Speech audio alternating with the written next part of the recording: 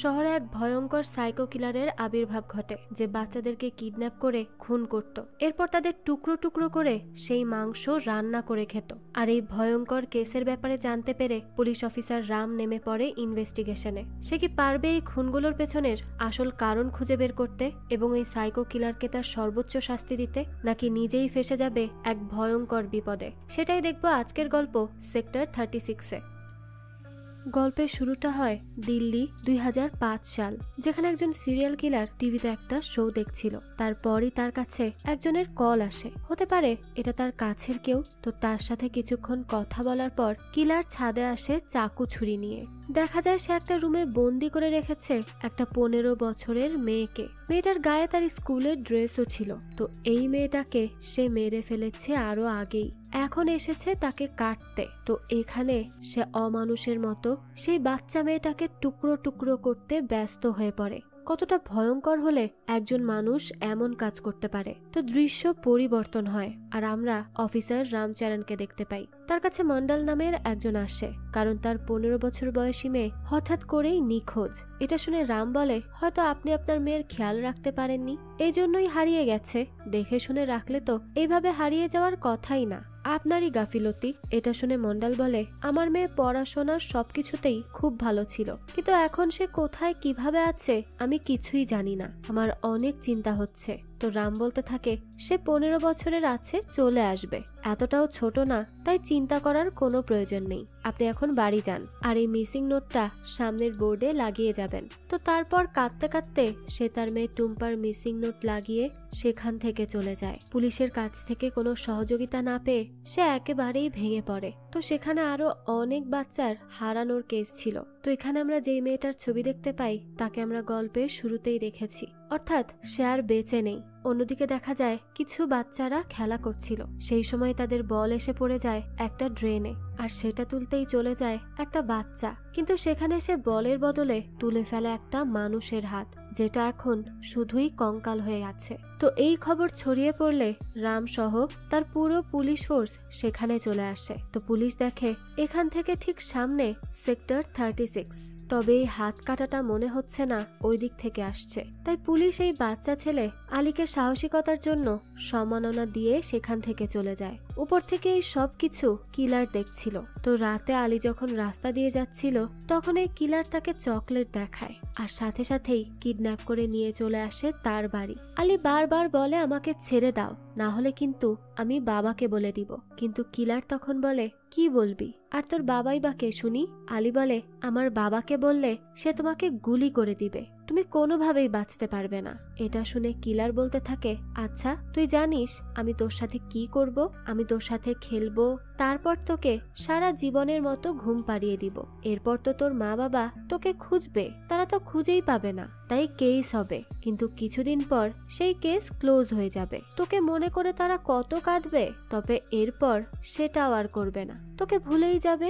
এখানে কারও কিছু যায় আসবে না তোকে নিয়ে, বুঝতে পারলি? তো এরপর আজীবন তোকে ভুলে থাকার জন্য তোর মা বাবা আর একটা আলীর জন্ম দিবে। আর এই তো শেষ তোর কাহিনী। তো এই সব বলেই আলীকে ওই কিলার সাথে সাথেই মেরে ফেলে। এখান থেকে আমরা একটা ফ্ল্যাশব্যাক দেখি। এই কিলারকে ছোটবেলায় তার একজন মামা শারীরিকভাবে খুব নির্যাতন করত। তার মামা একটা মাংসের দোকান চালাতো। তো একদিন সেই মাংস কাটার ছুরি দিয়েই কিলার তার মামাকে মেরে টুকরো টুকরো করে ফেলে। আর বর্তমানে সে ছোটলাল নামের একজনের কাছে বাচ্চাদের অর্গান সেল করে, আর সেই বাচ্চাদের বাকি মাংস নিজে রান্না করে করে খেত। বুঝুন তাহলে এই লোক কতটা ভয়ঙ্কর। তো সে যে বাকি পার্টগুলো থাকতো সেগুলো ম্যানহোলের মধ্যেই ফেলে দিত। আজকেও সে একই কাজ করে। এরপর বাড়ি ফিরে এসে আগে দ্রুত সব রক্ত পরিষ্কার করে, তারপর তার টেবিলে থাকা ছবিটা বদলে একটা পরিবারের ছবি রাখে। আমরা এখন সেই পরিবারটাকে দেখি যারা হরিয়ানায় থাকে। সেখানে একটা বাচ্চা মেয়ে আছে আর তার দাদি আর দাদু। তার মাও আছে, কিন্তু সে খুব ব্যস্ত, তাই সে আজ তার জন্মদিনে নেই। তার দাদু একজনের সাথে কলে কথা বলে আর দিল্লি গিয়ে বাকি কথা বলবে বলে কল রেখে দেয়। সেই সাথে চুমকি নামের কাউকে আনার কথাও বলে। আর এই দাদুকে সবাই বাসি নামেই চেনে। এদিকে আবার ওই কিলার ঘরে বসে বসে ভাবছিল সে এই যাবৎ পর্যন্ত কত কত ছেলে মেয়েদের তুলে এনে মেরেছে।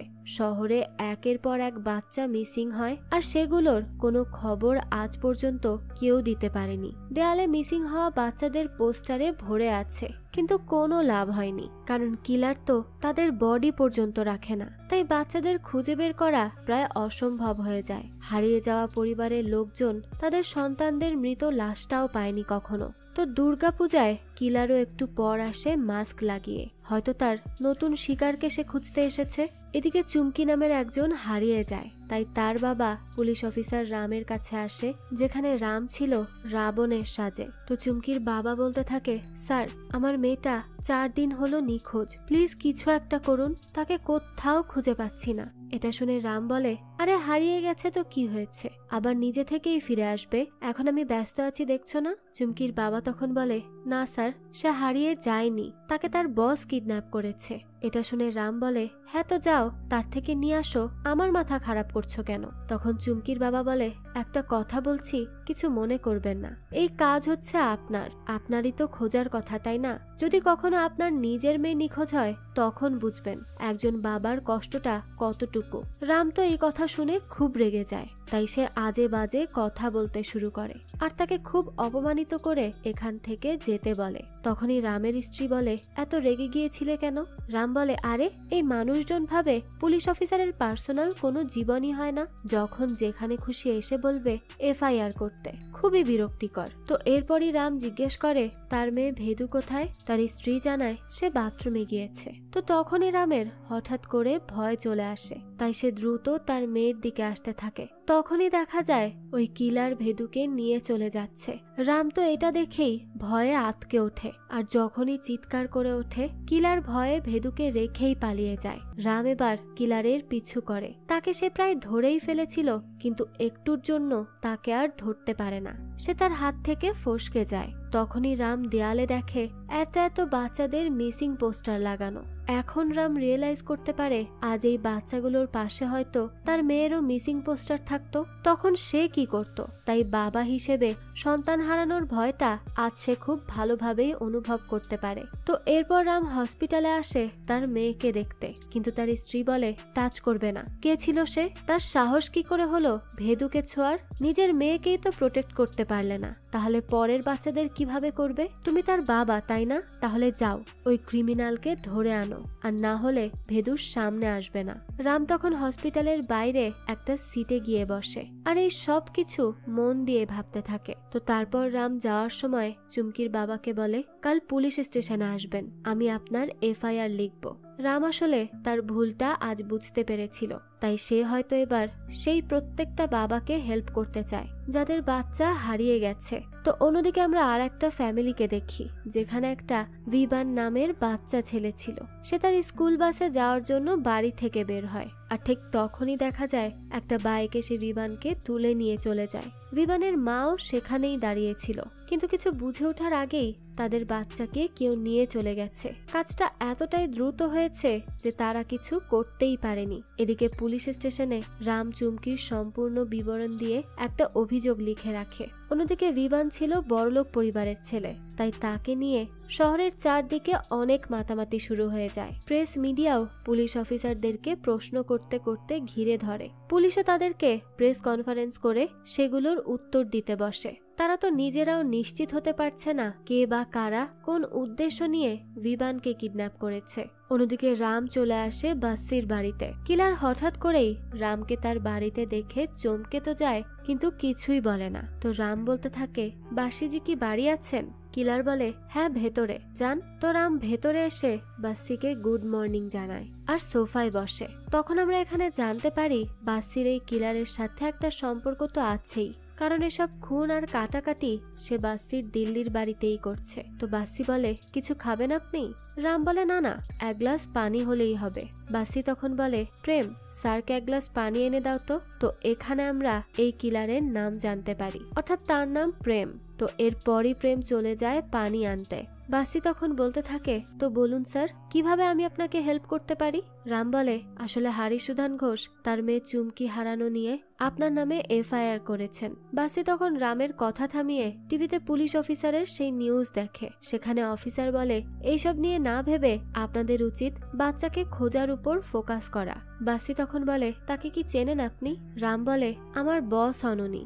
বাসি তখন বলতে থাকে, হ্যাঁ, জাওয়ার আর আমি এক হোস্টেলেই থাকতাম। আপনার বস আমার বন্ধু হয়। তো তারপর হোম মিনিস্টারের ছেলে মিথিলেশ, সেও আমাদের সাথেই ছিল। আমরা 3 জন মিলে অনেক কাণ্ড করেছি। তো এখন আপনাকে আমি একটা কথা বলছি। আমার বাড়ির কাজের ছেলে প্রেম মিস্টার ঘোষকে আগেই বলে দিয়েছে, সে কি জানে আর না জানে। সে বলেছে চুমকি আমাদের বাড়িতে সেদিন আসেইনি, আর আমি এই ব্যাপারে কিছু জানিই না। পরে জানতে পেরেছি, আর আমার খুবই খারাপ লেগেছে এটা শুনে যে তাকে পাওয়া যাচ্ছে না। তবে হ্যাঁ, আমি যতটা পারি আপনাকে হেল্প করার চেষ্টা করব। তবে আমি হয়তো আপনাকে সেভাবে হেল্প করতে পারবো না, কারণ আমাকে তো অনেক ট্রাভেল করতে হয় কাজের জন্য।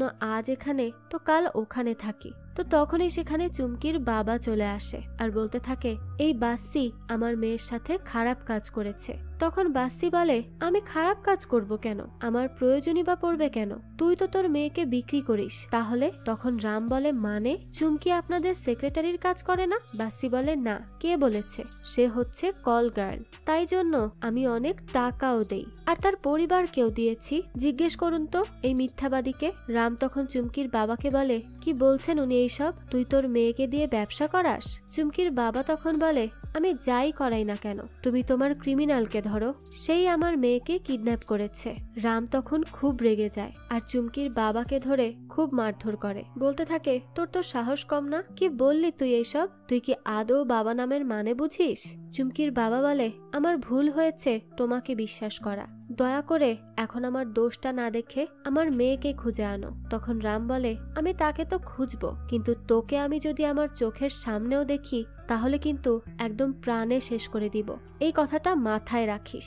তো এরপরই চুমকির বাবাকে রাম সেখান থেকে বের করে দেয়। এরপর চলে আসে ভেতরে। তো এরপর সে বাসিকে কিছু বলার আগেই বাসি কল করে জাওয়ারকে আর বলে, এইসব কি হচ্ছে? ইন্সপেক্টর রাম এসে আমাকে আমার ব্রেকফাস্ট করতে দিচ্ছে না, বিরক্ত করছে। রামকে তারপর জাওয়ার বলে, তাড়াতাড়ি ওখান থেকে চলে আসো, ওখানে আর কিছুই বলো না। রাম তখন বলে, কিন্তু স্যার, আমার তো আরো কিছু প্রশ্ন ছিল। তাও জাওয়ার তাকে চলে আসার জন্য বলে। তাই রামকে বাধ্য হয়ে সেখান থেকে বেরিয়ে আসতে হয়। সেই সময় প্রেম বাইরে এসে রামকে বলে, আরে স্যার, আপনি তো ইমোশনাল হয়ে গেলেন। বেচারার মেয়ে কোথায় আছে, কিভাবে আছে কে জানে। তো আপনার ঘরেও কি মেয়ে আছে স্যার? রাম তখন ভয় পেয়ে জিজ্ঞেস করে, কেন? আসলে আজকাল সে তার মেয়েকে নিয়ে অনেক চিন্তায় থাকতো, এই জন্যই সে একটু আটকে ওঠে। তো প্রেম তখন বলে, না স্যার, আসলে আমার নিজেরও তো একটা 6 বছরের মেয়ে আছে গ্রামে, তাই জিজ্ঞেস করলাম। তার জন্য খুব চিন্তা হয় আমার। তাই আপনি আপনার মেয়েকে একটু সেফ রাখবেন, কারণ আজকাল তো শহরে রাক্ষস ঘুরছে। রাম বলে, কথা কম বলে ভেতরে যা। তো এরপরই রাম চলে আসে পুলিশ স্টেশনে। সেখানে সবাই ব্যস্ত ছিল বিমানকে খুঁজতে। যাওয়ার বলে, বাসির বাড়ি গিয়ে আপনার কি আজ পেট ভরেনি? রাম বলে, আসলে স্যার, আমার কাছে একটা অভিযোগ এসেছিল চুমকির কিডন্যাপের, তাই আমি আমার কাজ করতেই সেখানে গিয়েছিলাম। এটা শুনে যাওয়ার বলে, চুপ করো প্লিজ, আইনের ভাষণ আমাকে দিতে এসো না। আমরা এখানে বিমানের কেস নিয়ে মাথা খারাপ করছি, আর তুমি আজকের এই দিনে একজন নির্দোষের বাড়ি গেলে তাকে বিরক্ত করতে? তোমার কি মাথা খারাপ হয়ে গেছে? রাম বলে, স্যার, ওই চুমকি ঘোষ বাসির বাড়ি থেকেই গায়েব হয়েছিল। যার বলতে থাকে চুমকি হচ্ছে একজন প্রস্টিটিউট। তুমি কিভাবে এরকম কেসে ঢুকতে গেলে? রাম তখন বলে, সে যাই করুক আর তার কাজ যাই হয়ে থাকুক, সে নিখোঁজ হয়েছে বাসির বাড়ি থেকেই। ওই রিক্সাওয়ালা তাকে শেষবার তার বাড়ির সামনেই ড্রপ করেছিল।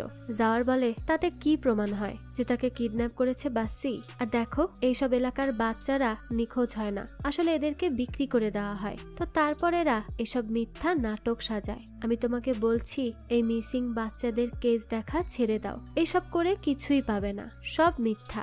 এরা এদের নিজেদের বাচ্চাদের বিক্রি করে পরে বাঁচার জন্য FIR করতে আসে, এইটা বলে যে তাদের বাচ্চা কিডন্যাপ হয়ে গেছে।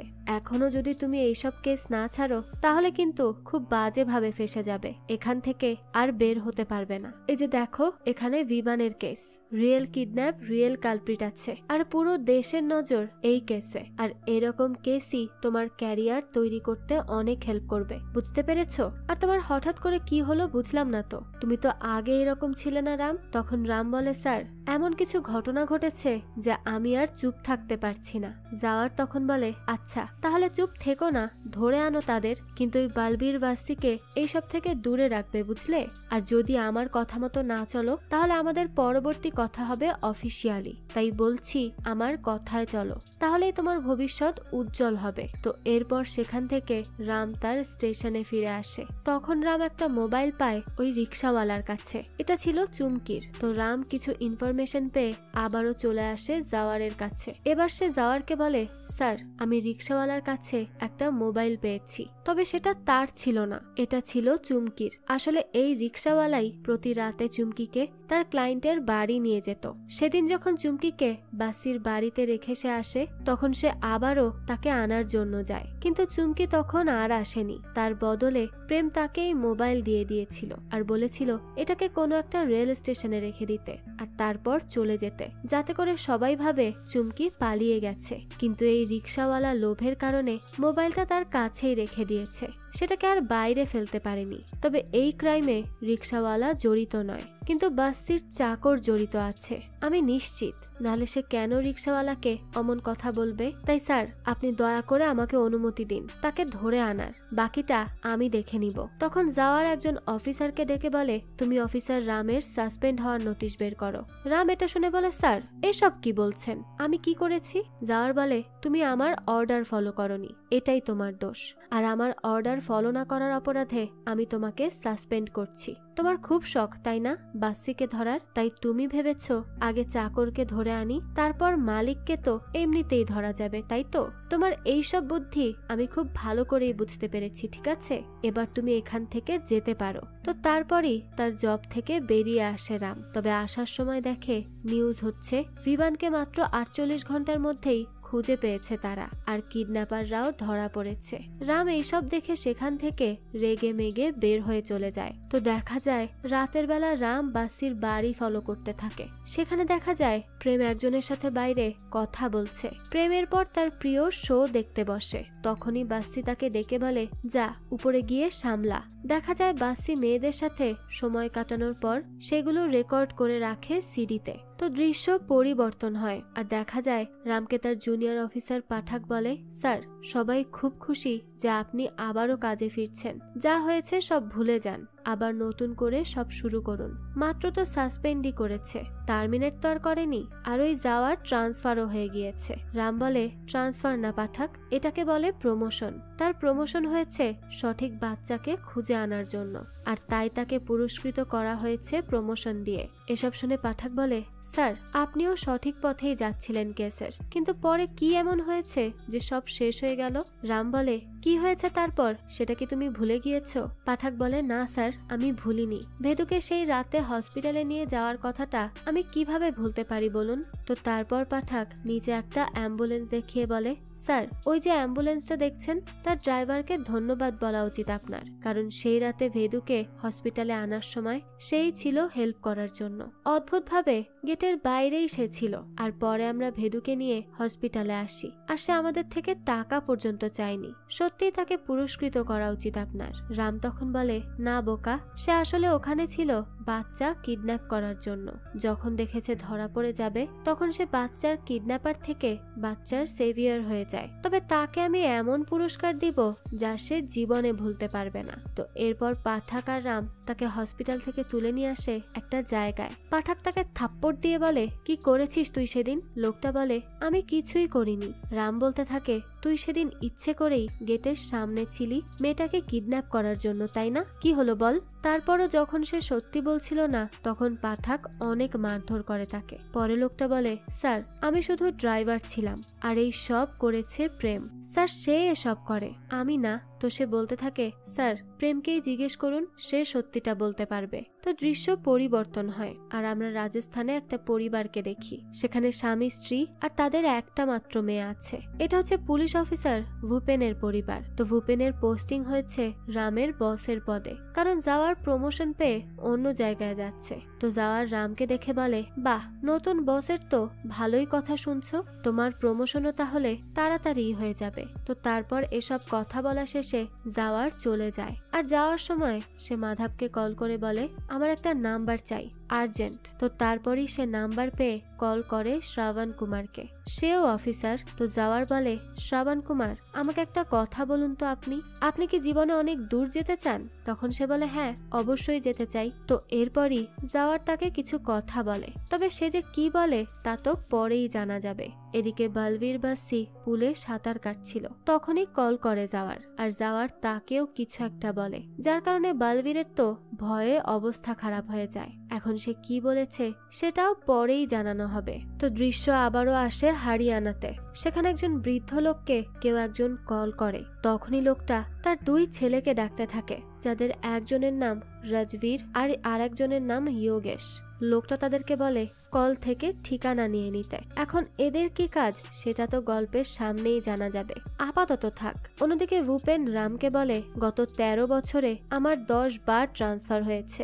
এই কাজে সবসময় সিস্টেম সব করায়। এই সিস্টেম এই কাজকে সঠিক করে, আবার এই সিস্টেমই এই কাজকে ভুল প্রমাণিত করে। রাম বলে, হ্যাঁ স্যার, আমি খুব ভালো করেই জানি। আমিও এই সিস্টেমকে নিয়েই কাজ করেছি, তবে এখন থেকে আমি আমার ভেতরের সিস্টেমের কথা শুনে চলবো, এটাই আমি ঠিক করেছি। ভূপেন বলে, তুমি কি জানো রাম, আমিও তোমার মতোই অন্যরকম চিন্তাধারার। আমার কাছে সবার আগে আসে ন্যায় বিচার, তারপর বাকি সব। এদিকে সেই অ্যাম্বুলেন্সের লোকটাকে রাজবীর আর যোগেশ এসে তুলে নিয়ে চলে যায়। কিছুক্ষণ পরই সেখানে ভূপেন আর রাম আসে। রাম ভূপেনকে দেখানোর জন্যই এখানে এসেছিল, কিন্তু এখানে এসে দেখে সেই লোকটা তো এখানে নেই, আর পাঠাককেও পাওয়া যাচ্ছে না। ভূপেন বলতে থাকে, কি ব্যাপার, কোথায় সে? রাম বলে, স্যার এখানেই তো ছিল, কিন্তু কোথায় গেল বুঝতে পারছি না। দাঁড়ান, আমি পাঠাককে কল করছি, সে বলতে পারবে হয়তো। কিন্তু পাঠাকও তার কল রিসিভ করছিল না। কিছুক্ষণ পরই দেখা যায় পাঠাক আসে। রাম বলে, তুই কোথায় ছিলি? পাঠাক বলতে থাকে, আমি একটু সামনে ছিলাম স্যার। কেন, কি হয়েছে? রাম তখন বলতে থাকে, ওই কম্পাউন্ডার কোথায়? পাঠাক বলে, সে তো ওখানেই বাধা আছে স্যার। রাম বলে, কোথায় আছে? সে তো নেই সেখানে, খুঁজে দেখতো। পাঠাকও দেখে, তাই তো, সে তো এখানে নেই।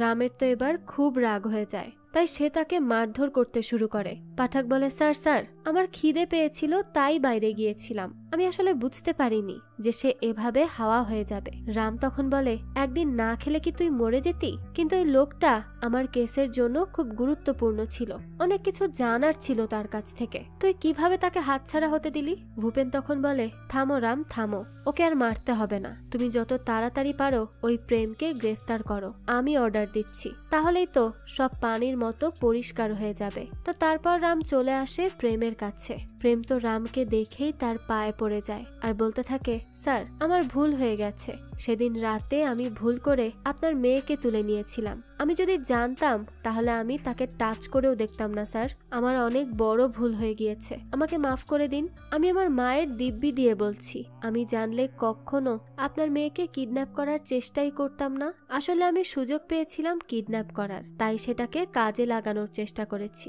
তবে পরের বার কিডন্যাপ করার আগে সম্পূর্ণ খেয়াল রাখবো। মানে প্রেম পুলিশকে বলছে সে আবারও কিডন্যাপ করলে বুঝে করবে, যেন কখনো অফিসারের বাচ্চাদের না ধরে ফেলে। কতটা বোকার মতো কথা বলল সে। যাই হোক, ভূপেন বলে, তুমি বসো, আমরা কথা বলবো।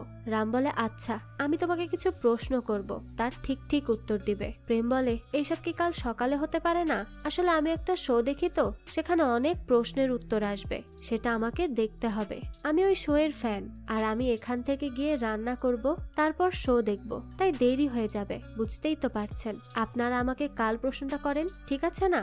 রাম তখন বলে, তোর ক্যামেরার সামনে প্রশ্নের উত্তর দিতে ভালো লাগে তাই না? তাহলে এখানে ক্যামেরা আছে, আর আমরা তোকে প্রশ্ন করব, তুই সেটা শো মনে করে উত্তর দিবি। প্রেম বলে, ঠিক আছে স্যার, তাহলে তাড়াতাড়ি প্রশ্ন করুন। ভূপেন বলে, এইভাবে তাড়াহুড়ো করে কিভাবে হবে? আমাদের অনেক প্রশ্ন আছে, তারপর পেপার ওয়ার্কও আছে, এইভাবে তো হবে না, সময় লাগবে, যদি ভুল উত্তর দিয়ে দেয়। প্রেম তখন বলে, আরে প্রশ্ন তো করুন, উত্তর আমি দিব। আর ভুল বললে আপনার মেয়ের জামাই করে রেখে দিবেন, তাই প্রশ্ন করুন। তো এরপর রাম বলতে থাকে, আচ্ছা প্রেম, তুমি কি চুমকিকে চেনো? প্রেম বলে, হ্যাঁ চিনি তো। রাম তখন জিজ্ঞেস করে, তো সে এখন কোথায় আছে? প্রেম বলতে থাকে, সে তো কবেই মারা গেছে। রাম বলে, মারা গিয়েছে মানে? প্রেম বলে, হ্যাঁ মারা গিয়েছে মানে মারা গিয়েছে। আমি তাকে আমার নিজের হাতে গলা টিপে নিঃশ্বাস বন্ধ করে খুন করেছি, তাই তো বলছি মারা গিয়েছে। রাম এই কথা শোনার পর ভূপেনের দিকে তাকায়। তখন প্রেম বলে, আরে ভাই, তার দিকে তাকিয়ে সময় নষ্ট না করে আমাকে প্রশ্ন করো, আমার হাতে তো বেশি সময় নেই, জানোই তো। রাম তখন বলে, কেন তাকে খুন করলে? প্রেম বলে, কেন আবার? সম্মানের জন্য। সে ভেবেছে আমি কারো বাড়ির চাকর বলে আমার সাথে যেভাবে খুশি সেভাবে আচরণ করা যাবে, কিন্তু না, যখন দুইজন কথা বলবে তখন তো একজন আরেকজনকে সম্মান দিয়ে কথা বলবে, তাই না? এই যে ধরুন, আমি আপনাকে সম্মান দিচ্ছি, তাই না? আমি আপনাকে সম্মানের সাথে আপনি বলে সম্বোধন করছি, আমি তো আপনাকে অপমানিত করছি না। আমি খুব ভালোভাবে আপনার সাথে কথা বলছি, কিন্তু সে আমার সাথে এইভাবে বলতো না, সব সময় খুব ভাব নিয়ে কথা বলতো। আর আমাকে তো চাকর ছাড়া মানুষ ভাবতই না। তো এবার বলুন, এইভাবে কেউ কারো সাথে আচরণ করলে কার না রাগ উঠবে? তো রাম এরপর জিজ্ঞেস করে, আচ্ছা তো 9 অক্টোবর রাতে কি হয়েছে? প্রেম জানায়, হ্যাঁ আমি বলছি। তো সেই রাতে কি হয়েছে আর আপনি কি জানতে চান? এই সবই হয়েছে সেই রাতে। রাম তখন বলে, আমি বিস্তারিত ভাবে জানতে চাই কি হয়েছে। প্রেম বলে, বিস্তারিত ভাবে জানতে চান, তাও এখন? আচ্ছা বলছি, আসলে সেই রাতে তেমন কিছুই হয়নি আলাদা। ওই সময় বাড়ি পাপাজি ছিল না, অর্থাৎ সে হয়তো বাস্তিকেই পাপাজি বলে ডাকে। যাই হোক, এরপর রাম বলতে থাকে, তো আমি কাস্টমারের নাম করে তাকে ডেকে আনি বাড়িতে। এখন সে যে আমাকে এতদিন ধরে চোখে চোখে ইশারা করত, সেটা তো আমি বুঝতে পারতাম, কারণ আমি তো আর অন্ধ না, আমি সব বুঝি। আর বিশেষ করে মেয়েরা যখন ইশারা করে তখন তো আরো সহজেই ধরে ফেলি। তো সেই রাতে আমি তাকে মেসেজ করে বলি, একজন কাস্টমার আছে, সে তোর সাথে ডিল করতে চায়, তুই তাড়াতাড়ি বাড়ি চলে আয়, অনেক বড় ডিল কিন্তু, মিস করিস না। সেও আমার কথা মতো সেখানে চলে আসে, কারণ টাকা তার জন্য সবকিছু। আমি তারপর তাকে চা দেই, ড্রিঙ্কসও অফার করি, কিন্তু তার কি অহংকার, সে আমাকে বলে যে তার কাছে নাকি সময় নেই, তাকে যেতে হবে। যদি কাস্টমার আসে তো ভালো, আর যদি না আসে তাহলে সে এখানে সময় নষ্ট করবে না। সে তখনই চলে যেতে চাচ্ছিল। তো তারপর আমি বুঝতে পারি তার খুব অহংকার, সে আমাকে অপমানিত করলো। আমি টাকাওয়ালা না, তাই সে আমার সাথে থাকতে চাইছে না। তারপর যখন সে যাচ্ছিল আমি তার হাত ধরে ফেলি আর আমার মনের কথাটা তাকে বলি, কিন্তু সে আমাকে বলে আমার সেই যোগ্যতা নেই তাকে পাওয়ার। আমি চাকর বলে আমাকে অনেক অপমান করলো। আমার নিজের মামাকেও আমি ছাড়িনি, টুকরো টুকরো করে কুকুরকে দিয়ে দিয়েছি। তাহলে এই চুমকি কোনো ব্যাপার হলো আমার কাছে? তারপর আমি ভাবলাম পাপাজি আছে, আমার কিচ্ছু হবে না, সে সব সামলে নিবে। তো আমি কাউকে ভালোবাসি মানেই যে আমি আমার অপমান সহ্য করব এমন তো না, তাই না? এজন্যই তাকে গলায় কাপড় পেঁচিয়ে খুন করেছি। 5 থেকে 7 মিনিট লেগেছে তাকে মারতে, তবে তার শেষ নিঃশ্বাস পর্যন্ত আমি তাকে চেপে ধরেছি। তারপরই তাকে মারার পর আমার যা করার ইচ্ছা ছিল আমি করেছি। তারপর ভাবলাম এখন তার অহংকার কোথায় গেল, সব তো শেষ। তো এসব বলার পর প্রেম পানি খাওয়ার কথা বলে। রাম তো তার এইসব কথাবার্তা একেবারে অবাক হয়ে শোনে, আর এরপর সন্তোষকে বলে পানি এনে দিতে। প্রেম বলে, সরি স্যার, আমি আমার কন্ট্রোল হারিয়ে এত কিছু বলে ফেলেছি, আসলে আমার উচিত হয়নি এত বেশি বলা। আমি তো চুমকিকে ভালোবাসতাম, তাই তার বিষয়ে কথা বললে আমার খুব কষ্ট হয়, আবার রাগও হয়। যাই হোক, ছাড়ুন ওই মেয়ের কথা, আপনি পরের প্রশ্নটা করুন। রাম তখন জিজ্ঞেস করে, তুই চুমকির বডির সাথে কি করেছিস? প্রেম বলে, কি আর করেছি, আমি তার বডিকেও টুকরো টুকরো করেছি। আমার মামা তো কসাই ছিল, তাই আমি সেখান থেকে কাটাকাটিটা অনেক আগেই শিখেছি, তাই এসব আমি খুব ভালোই পারি। রাম তখন বলে, তুই তার বডি কেটে তারপর সেটা ফেলে দিয়েছিস? প্রেম বলে, না না, এত সহজ না, আমি তার বডি কেটে তারপর জানেন কি করি? রাম জিজ্ঞেস করে, কি করিস? প্রেম বলে, আমি তো এত বোকা না যে কেটে ফেলে দিব আপনার কথা মতো। এখন যদি নদীতে ফেলি তাহলে তো আবার ফুলে উপরে চলে আসবে, আর তারপর যদি কেটে ঘরে রাখি তাহলে গন্ধও চলে আসতে পারে। সেজন্য আমায় অন্য পরিকল্পনা করতে হয় বডি নিয়ে। তাই আমি এগুলোকে কাটার পর তার বাকি অর্গানগুলো সেল করতাম, আর যেই মাংস থাকতো সেগুলো নিজে রান্না করে খেয়ে ফেলতাম। এরপর যেই বডি পার্ট থাকতো সেগুলোকে গলিয়ে ফেলে দিতাম ম্যানহোলের মধ্যে। ভূপেন এটা শুনে বলে, খেতে মানে কি, মানুষের মাংস খেতে? প্রেম বলে, হ্যাঁ স্যার, খেতাম। আসলে আমার মামার মাংস ছোটবেলায় খাওয়ার পর আমার মুখে সেই মাংসের স্বাদ এখনো লেগে রয়েছে। একটা নেশা কাজ করতে শুরু করে তারপর, তাই প্রতি মাসেই আমার মানুষের মাংস লাগে। আমি অনেক চেষ্টা করেছি স্যার এসব অভ্যাস ছাড়তে, কিন্তু আমি কিছুতেই এই অভ্যাসটা বদলাতে পারিনি। বারবার আমাকে এইসব টানে। রাম তখন বলে, তুই বাকি বাচ্চাদের কি করেছিস?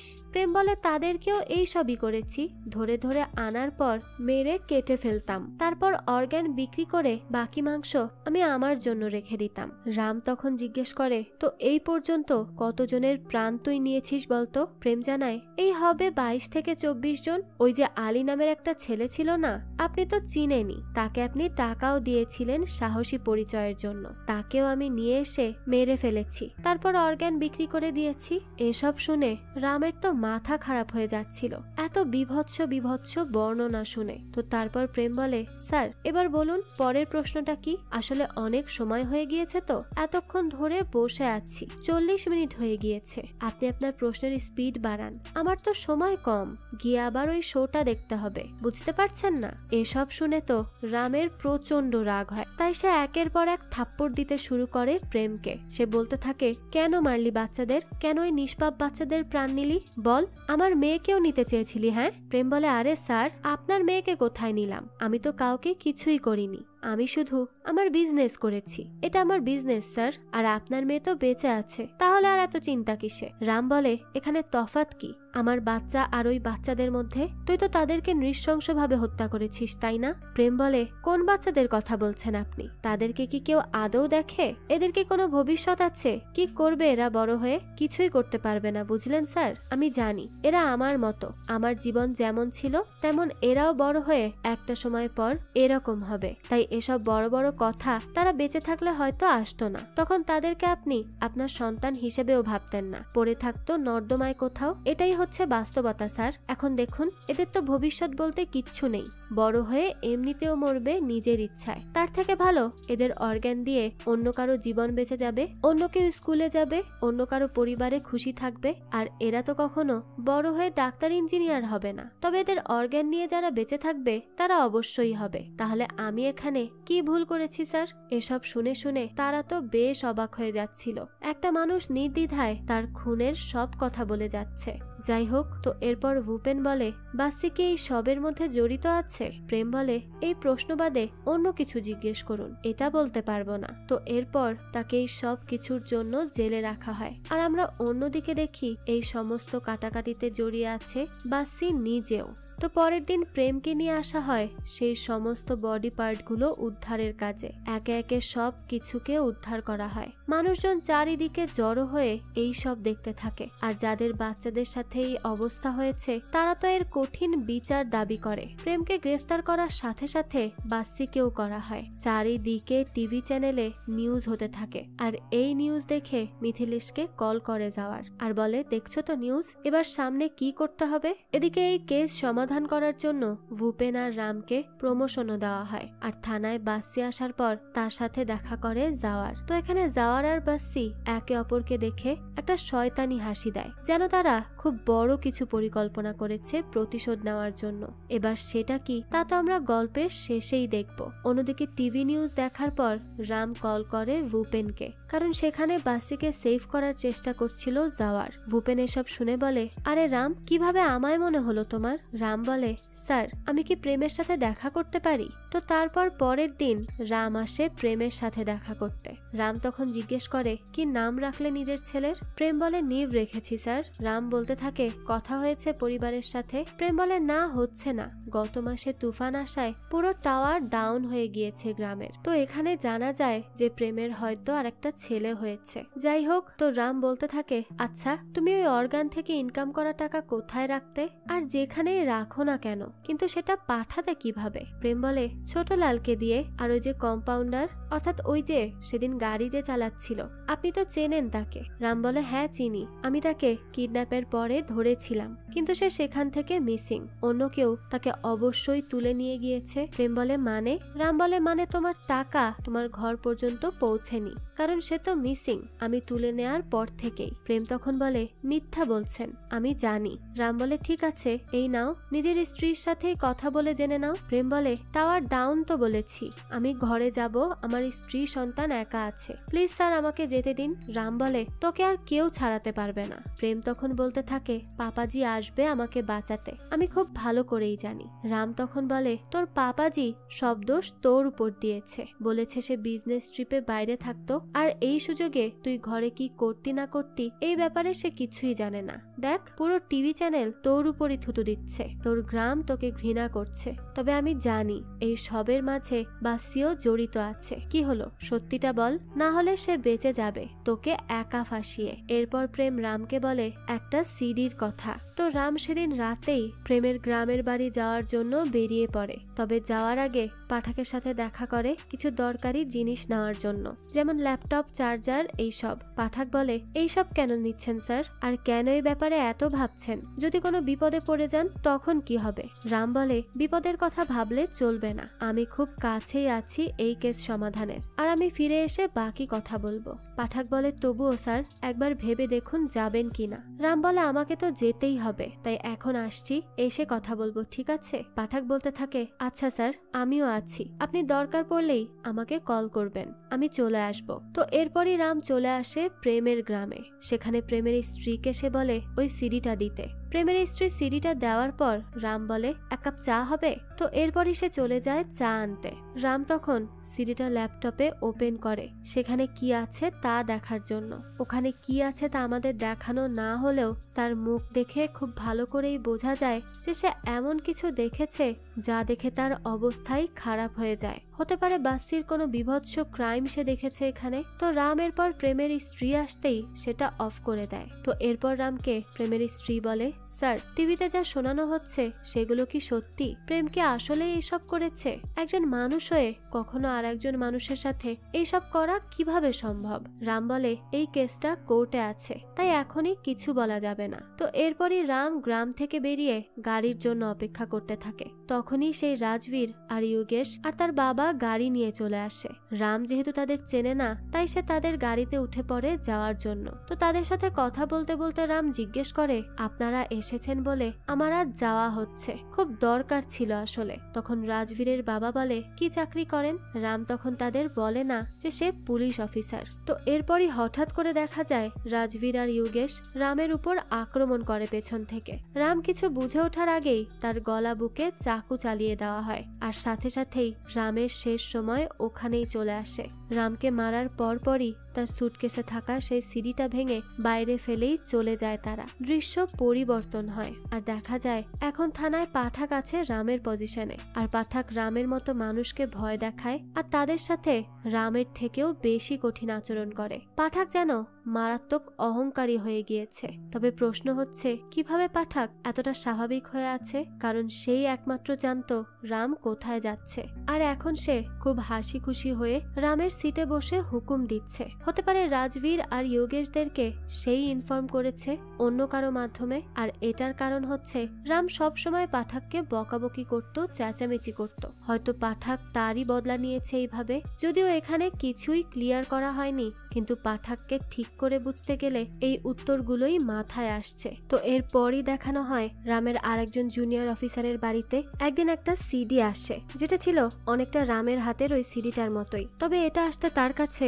6 মাস সময় লেগে যায়। হতে পারে রামই কোনোভাবে তাকে এই সিডিটা পাঠিয়ে দিয়েছিল, কারণ সে বুঝতে পেরেছিল তার সাথে কি হতে পারে। তো সে এই সিডি দিয়ে আদৌ কিছু করতে পেরেছিল কিনা সেটা এখানে দেখানো হয় না। তবে হ্যাঁ, পরবর্তীতে রামের মৃত্যুর সাথে যারা জড়িত ছিল তাদেরকে সে ঠিকই ধরিয়ে দেয়। তবে তার লাশ আজ পর্যন্ত পাওয়া যায়নি। তো এখানেই এই গল্পটাও শেষ হয়ে যায়। তো এই গল্পের মাধ্যমে আমরা এটাই বুঝতে পারি যে সিস্টেম এতটাই খারাপ যে তার মতো না চললে তার মৃত্যু অনিবার্য, যা হয়েছে রামের সাথে। আর পাঠক যেহেতু চামচামি করতে ওস্তাদ ছিল, তাই সে এখন রামের পোস্টিংটাও পেয়ে যায়। আর একটা কথা বলে রাখি, এই পুরো কেসটা কিন্তু নয়ডার নিঠারি কেসের মতো। সেখানেও এক বাড়ির মালিক আর তার চাকরের নামে এই সব খুনের অ্যালিগেশন এসেছিল। সব তথ্য প্রমাণ থাকা সত্ত্বেও তাদেরকে 2023 সালে ছেড়ে দেওয়া হয়। হয়তো সেই লোকের অনেক টাকা পয়সার জোরেই সেই কেস থেকে বেরিয়ে আসতে পেরেছে। এরকমই অনেক ঘটনা আমাদের আশেপাশে প্রতিনিয়ত ঘটতে থাকে, যার সমাধান আজ পর্যন্ত কেউ পায়নি। তবে যেই মা বাবা তাদের বাচ্চাকে হারিয়েছে, তারা এখনো পর্যন্ত আশায় রয়েছে যে একদিন তাদের বাচ্চাদের খুনিরা শাস্তি পাবে। তবে সেটা আদৌ কোনোদিন সম্ভব হবে কিনা সেটা তো একমাত্র উপরওয়ালাই জানে। যাই হোক, এই তো ছিল আজকের গল্প। তো এই ক্রাইম থ্রিলার গল্পের এক্সপ্লেনেশন আপনাদের কাছে কেমন লেগেছে সেটা অবশ্যই আমাদের কমেন্ট করে জানাবেন। যদি এতটুকুও ভালো লেগে থাকে তাহলে একটি লাইক দিয়ে যাবেন। আর হ্যাঁ, আমাদের এই চ্যানেলে কিন্তু প্রতিনিয়তই নতুন নতুন ভিডিও আপলোড করা হয়। সেই সব ভিডিওর আপডেট পেতে আমাদের চ্যানেলটিকে সাবস্ক্রাইব করে বেল আইকনে অল দিয়ে রাখতে কিন্তু ভুলবেন না। আর এই পুরো মুভিটি আমাদের টেলিগ্রাম চ্যানেলে আপলোড দেওয়া আছে। মুভিটি দেখতে চাইলে কমেন্ট বক্সে দেওয়া লিঙ্ক থেকে জয়েন করে নিন আমাদের টেলিগ্রাম চ্যানেলে। আজকে তাহলে এই পর্যন্তই, আবারও হাজির হব নতুন কোনো ভিডিও নিয়ে। সেই পর্যন্ত সবাই ভালো থাকবেন আর আমাদের চ্যানেলের সাথেই থাকবেন। ধন্যবাদ।